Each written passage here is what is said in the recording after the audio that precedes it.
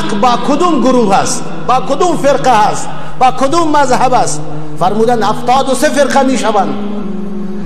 از 73 فرقه رسول الله صلی الله علیه و سلم فرمودند که اون فرقه که نجات می یابد، راه حق همراه او هست، اون ما انا علیه الیوم و اصحابی.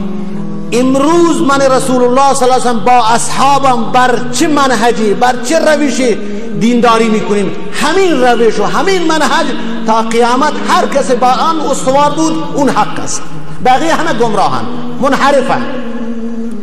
فعلیکم بسنتی، رسول الله صلی الله علیه و سلم فرمودن سنتی. سنتی یعنی چه؟ اینو دقت بکنید دوستان. فعلیکم بسنتی، سنت وقتی که در کتاب و سنت آمد یعنی روش دینداری، نحوه دینداری. چگونه نماز بخوان؟ صلوا کما رأیتمونی اصلی، آنگونه نماز بخوان که من نماز میخوانم، این علیکم بسنتی است. حج میکنی، آنگونه حج کن که رسول الله صلی الله علیه و سلم حج کرد. فرمودند خذوا عنی مناسککم، احکام حج را از من بگیر، از من بگیرید. نگفت که احکام حج را بعد از ابوبکر و عمر و عثمان بگیرو، یا بعد از آن از شافعی و مالک و احمد و حنبل و فلان فلان بگیر. گفت از من بگیری، دین را از من بگیری. خذوا عنی مناسککم، احکام دین را از من بگیری. فرمود علیکم بسنتی، دین آن است که به روش من باشد، به طریقه من باشد. و بدانید که آنایی که شاگردان من بودند، شاگردان مستقیم من بودند که به آن صحابه میگویند روش آنها، طریقه دینداری آنها از طریقه دینداری من مخالف نیست. اینجاست که فرمودند و سنت خلفای الراشدین، روش دینداری خلفای راشدین محکم بگیرید که روش آنها با روش من مخالف نیست. مگر یکی از صحابه شاید اشتباهی بکند، روشی از اصحاب از پیامبر صلی الله علیه و سلم یاد نداشته باشد، اما مجموع صحابه، اجماع صحابه، جمهور صحابه روشش برای ما ملاکه. بین ما میگیم که سلف صالح کتاب الله، سنت رسول الله به فهم اصحاب رسول الله صلی الله علیه و سلم، نه به فهم شخصی ما، نه به فهم ما میگیم که فلان بزرگ، فلان عالم، فلان شیخ، فلان، نه، به فهم صحابه، اجماع صحابه، نه یک صحابه. علیکم بسنت خلفای الراشدین، اونایی که جانشینان بر حق بودند و علما بودند، عالم بودند و خلفای راشد بودند، بگیرید روش آنها را در دین محکم بگیرید. بعد رسول الله صلی الله علیه و فرمودند که تمسکوا بها، محکم بگیرید به سنت من. اگر سنت خلفای راشدین احیانا آمد با سنت من مخالف بود، کدوم میگیریم؟ سنت رسول الله را میگیریم. عضوا علیها بالنواجذ، با چنگ و دندان محکم بگیرید. چرا؟ بعد از من بدعت‌ها می آیند، مردم از خودشان در دین اضافه می کنند. ایاکم و محدثات الامور، پرهیز کنید که در دین چیز اضافه نکنید. این خطاب به علما است.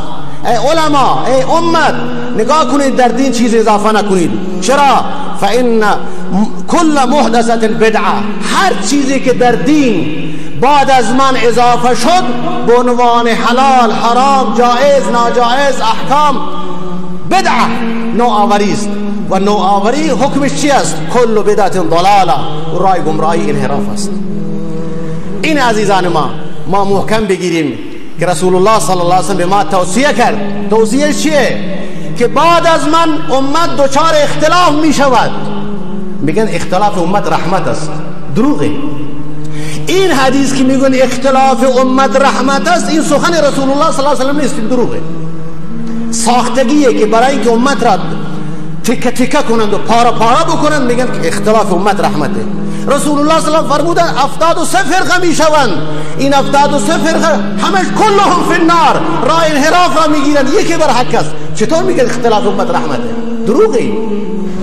رسول الله صلی الله علیه و سلم نگفتند که بعد از من شما فرقه بشوید، شافعی بشوید، مالکی بشوید، حنبلی بشوید، سلفی بشوید، شیعه بشوید، سنی بشوید. خیر، مسلمان بشوید. قل ان کنتم تحبون الله فاتبعونی. در زمان رسول الله صلی الله علیه و سلم عده زیادی محبت الله را داشتند.